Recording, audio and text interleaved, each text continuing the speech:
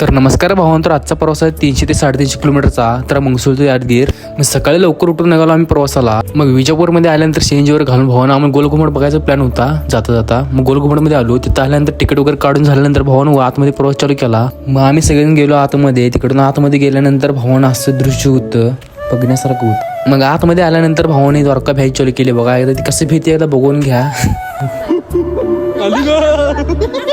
हे सगळं बघून झाल्यानंतर भावना आम्ही निघालो बाहेर आल्यानंतर भावना अनेक बाजूला म्युझियम होतं यांचं. ते आधीच्या काळात काय काय यूज केलं होतं, ते काय काय होतं ना, ते सगळं इथं होतं. मी इथं आल्यानंतर गेट पास वगैरे काढलं. गेट पास काढल्यानंतर भावना आतमध्ये एंट्री घेतली. आतमध्ये गेल्यानंतर भावना इथे म्युझियम मध्ये काय काय आधीच्या काळातले जे पैसे वगैरे होतं ना, ते सगळं लावून घेतलं होतं. हे पैसे बघून डोक्याचं जाळच झालं माझ्या. मी हे काय शोपीसला लावलं होतं ना सगळं, हे बघून आम्ही जरा पुढे आलो. तिथून पुढे आल्यानंतर भावने जे आधीच्या काळात जे कुलूप वगैरे होते ना, ते बी बघायला मिळणार पुढे आपल्याला. मग थोडं पुढे आल्यानंतर भावना आधी जे सैनिकांचे वापरत होते ना ढाल वगैरे, ते सगळं इथं दाखवलेलं आहे. भावानं काय काय यूज करत होते ते. मग सगळं बघून झाल्यानंतर भावना आधीच्या काळात जी झेल होती ना, ती इथं बघायला मिळणार. हे सगळं बघून झाल्यानंतर भावना आम्ही निघालो पुढच्या प्रवासाला. तिथून पुढे आल्यानंतर भावना खंडोबाचं मंदिर लागलं वाटमध्ये. तिथून आम्ही जेवायचा प्लॅन घातला. मग आम्ही जेवावर बसलो. जेवण वगैरे भावना निवांत आम्ही इथून निघालो. अजून एक 50 किलोमीटर पुढे आल्यानंतर गाडीतला सीएनजी संपला. सीएनजी वर भरून झाल्यानंतर भावना चहाची तरफ झाली. चहावर प्यायचं म्हणला. चहावर घेतलं. चहावर पिऊन झाल्यानंतर भावना आम्ही निघालो पुढच्या प्रवासाला.